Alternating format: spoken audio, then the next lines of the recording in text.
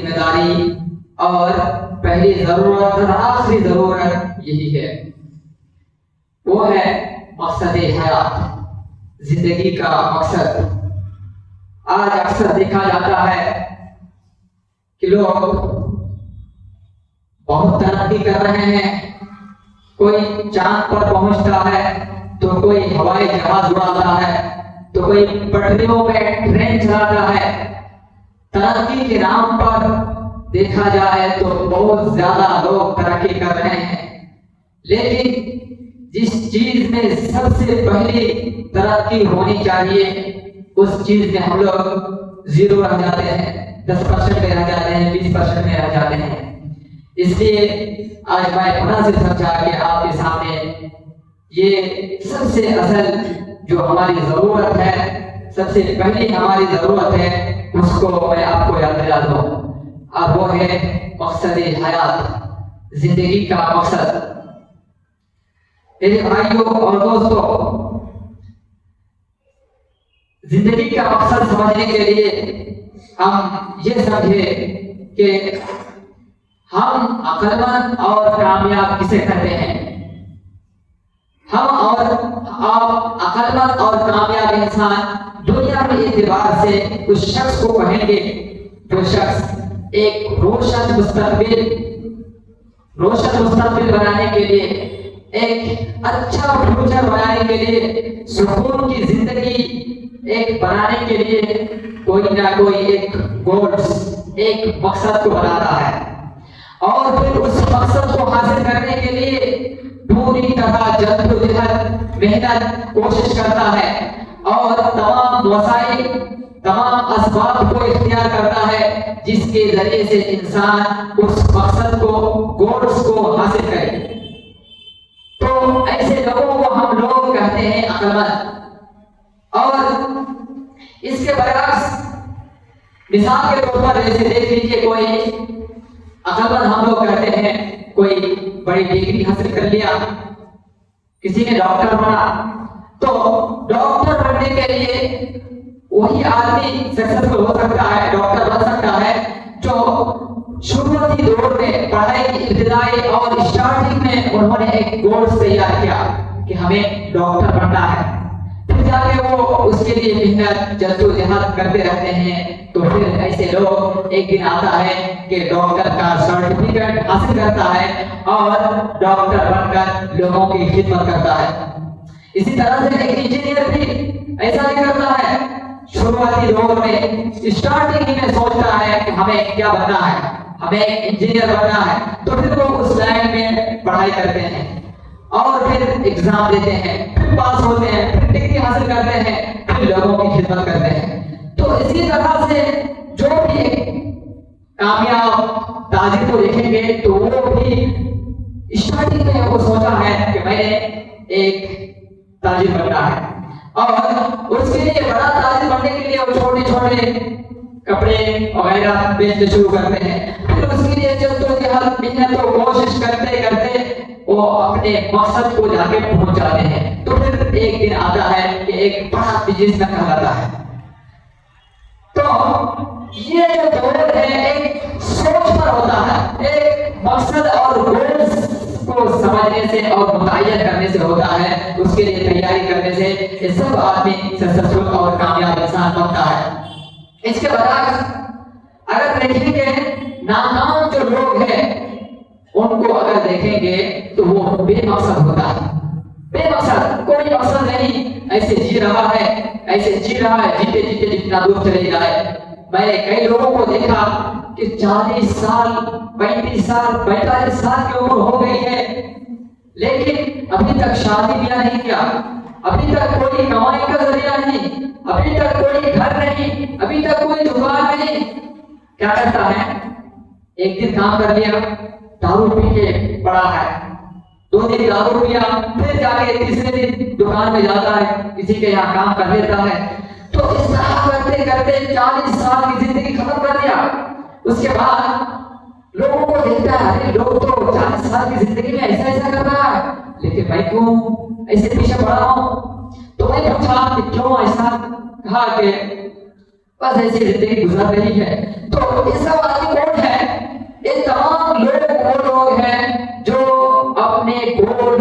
متعین نہیں کیا، اپنے مقصد کو متعین نہیں کیا، کیا کرنا ہے، کیا کرنا ہے، فیملی بھی پلاننگ کرنی ہے کہ نہیں کرنی ہے، تو ایسے لوگ جو ہے دنیا میں دنیاوی اعتبار سے ناکام رہتے ہیں۔ تو مین بات ہے جو لوگ بھی مقصد کو متعین نہیں کرتا وہ لوگ ناکام اور نامراد رہتے ہیں۔ اسی طرح سے ان لوگوں کی مثال ایسے ہی ہے بنجر زمین کی طرح۔ بنجر زمین دیکھے ہوں گے جہاں پر تیرے نما زمین، جہاں پر کوئی فصل نہیں اگتا، کوئی بھی کھیتی نہیں اگتی ہے، اس کو کہتے ہیں بنجر زمین۔ تو بنجر زمین اس کی قیمت کچھ بھی نہیں ہے، کیوں؟ اس لیے کہ اس میں جو ہے کوئی مقصد نہیں ہوتے۔ تو بے مقصد آدمی بھی ایسا ہی ہے۔ اس کے بعد اب آئیے کس چیز کی قیمت اور ہم لوگ کب عقل مند اور کامیاب انسان کہلائیں گے، اس کو سمجھنے کے لیے یوں سمجھیے کہ کوئی بھی چیز کب مول والا اور قیمتی بنا رہتا ہے۔ کوئی بھی چیز اٹھا لیجیے دنیا کا، ایک گھر لے لیجیے، گیسٹ روم لے لیجیے، گیسٹ روم کب زیادہ مہنگا ہوتا ہے؟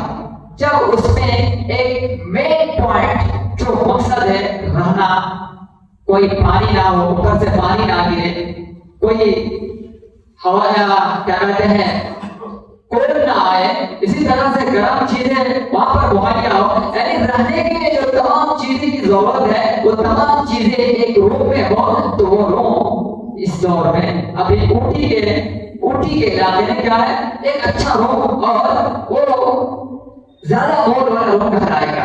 اور ایک دن میں ایک گیسٹ آئیں گے 2000-3000 روپیہ لیں گے اور رہیں گے۔ اسی جگہ پر اگر وہ روم ٹوٹ جائے، اوپر ٹوٹ گیا، پانی گر رہا ہے، تو کیا کوئی اس روم میں رہیں گے؟ نہیں رہیں گے۔ کیوں؟ اس لیے کہ اس روم کا جو مین مقصد تھا رہنا اور آرام کرنا، وہ مقصد اس روم میں نہیں ہے۔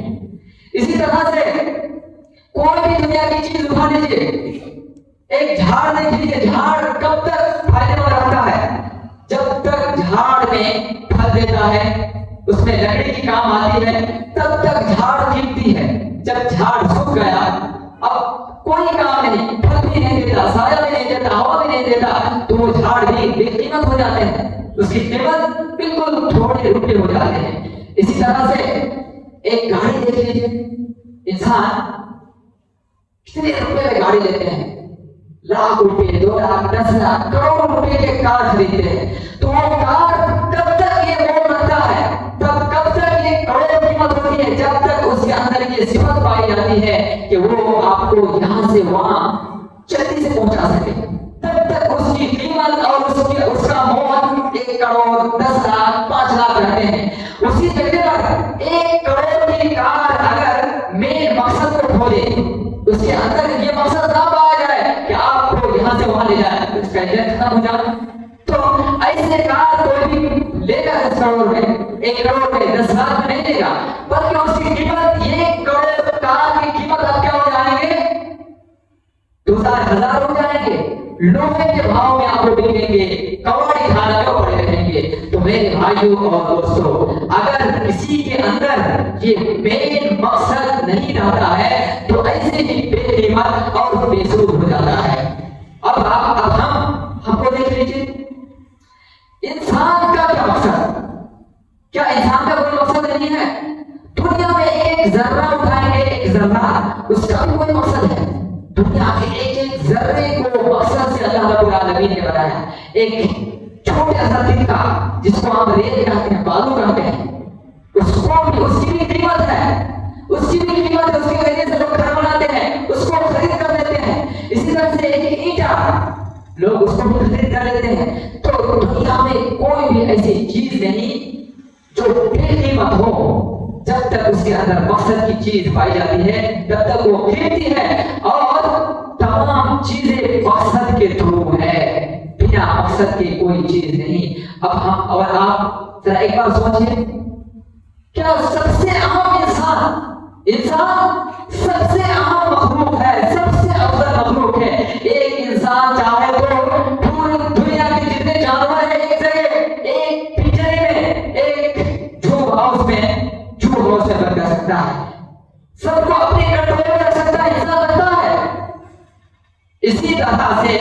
انسان بہت جگہ کے مالک بن جاتا ہے، اسی طرح سے انسان بہت جانوروں کے مالک بنتا ہے۔ تو انسان کیا ہے؟ سب سے افضل ہے۔ انسان پر کوئی بھی دنیا کی چیز ایسی نہیں جو حکومت چلا سکے۔ ہے کوئی جانور جو انسان کو کہے کہ تم میرے چارہ لاؤ؟ کوئی جانور بول نہیں سکتا۔ کوئی ہاتھی بول سکتا ہے کہ میں تمہارے اوپر سواری کروں گا؟ نہیں بول سکتا، اس لیے کہ اللہ رب العالمین نے تمام جانور، تمام مخلوق کو انسان کے تابع بنایا اور انسان کو سب سے افضل بنایا۔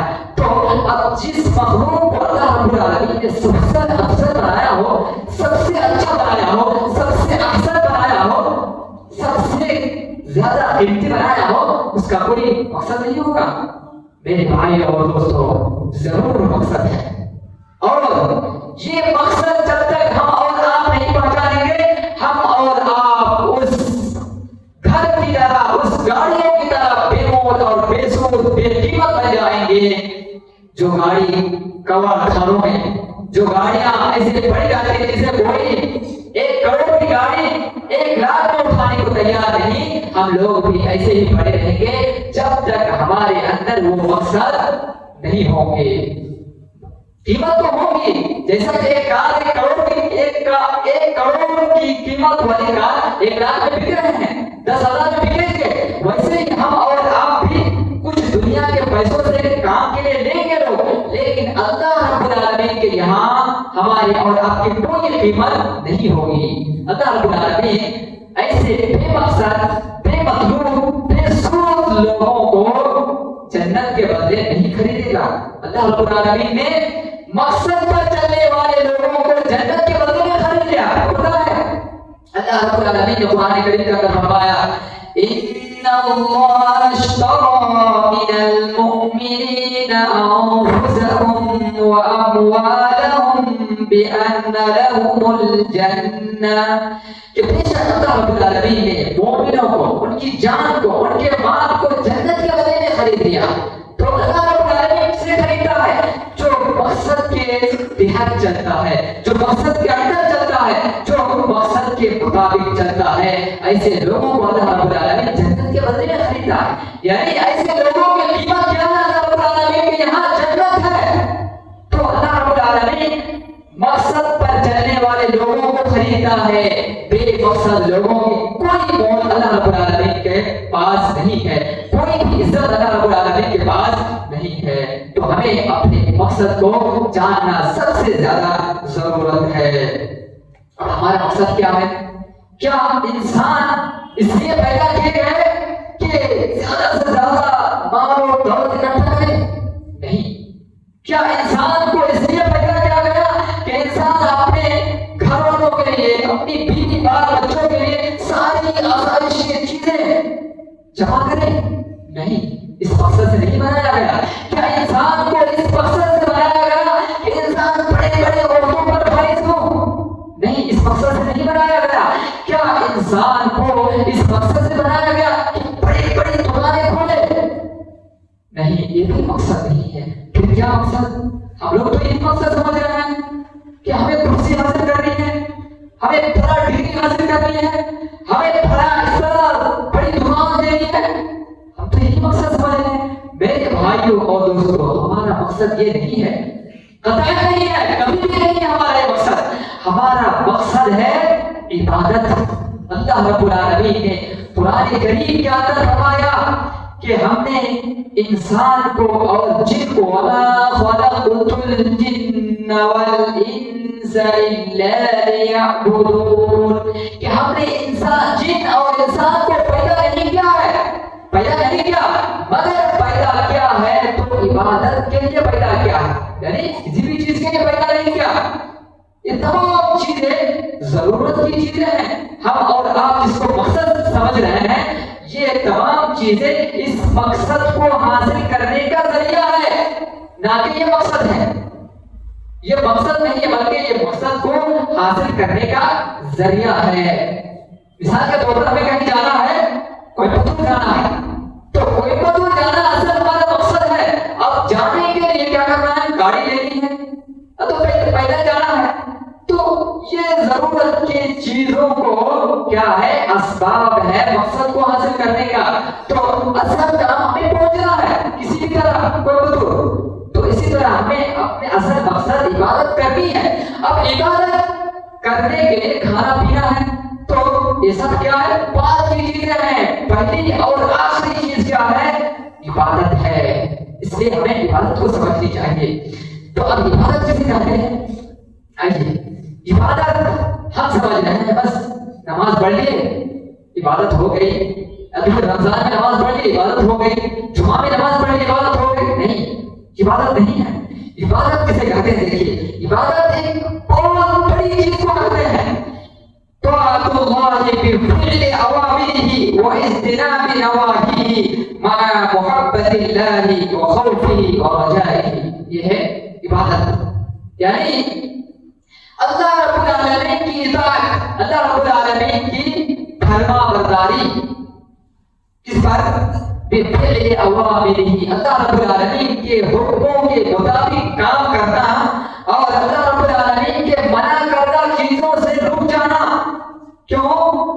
اللہ رب العالمین سے محبت کرنے کی نیت سے، اللہ رب العالمین سے محبت سے، اور وخوف ہی، اس کے ڈر سے، اس کی جہنم کے ڈر سے، اس کی قہاریت، جو بے بنیاد نافرمان لوگ ہیں ان کو جہنم میں ڈالے گا، اس ڈر سے اللہ رب العالمین کی عبادت ورجائہ، اور اللہ رب العالمین کی رحمت اور اس کی مغفرت، جنت کی امید کرتے ہوئے، تین چیز، اللہ رب العالمین کی محبت کے ساتھ، اور اللہ رب العالمین کے جہنم کے ڈر کے ساتھ، اور اللہ رب العالمین کی رحمت اور جنت کی امید لے کر تمام کام کرنے کو کہتے ہیں عبادت۔ اس کے بعد دوسرے علماء کرام فرماتے ہیں کہ اسم لکل ما یحبہ اللہ ویرضاہ، عبادت کہتے ہیں اس چیز کو، ان تمام باتیں کو، بات جو ورڈز زبان سے نکلتے ہیں، یہ عبادت ہے۔ تمام ورڈز کو، تمام کام کو، تمام ورڈز کو کہتے ہیں عبادت، جس کو یحبہ اللہ، اللہ رب العالمین پسند کرتا ہے، ویرضاہ، اور اللہ رب العالمین راضی ہوتا ہے، خوش ہوتا ہے، من الاقوال والاعمال الظاہرہ والباطنہ، چاہے وہ ورڈز ظاہری ہو یا باطنی ہو، چاہے وہ کام ظاہری ہو یا باطنی، یعنی جو ہم لفظ بولتے ہیں، ورڈز بولتے ہیں، سینٹنس بولتے ہیں، اور جو کام ہم کر رہے ہیں، یعنی نیتیں کرتے ہیں، دل میں کچھ سوچ رہے ہیں، یا تو ہم ہاتھ پاؤں کے ذریعے سے جو کام کر رہے ہیں، عبادت، نماز پڑھ رہے ہیں، روزہ رکھ رہے ہیں، چل رہے ہیں، پھر رہے ہیں، سو رہے ہیں، یہ تمام چیزیں عبادت ہے۔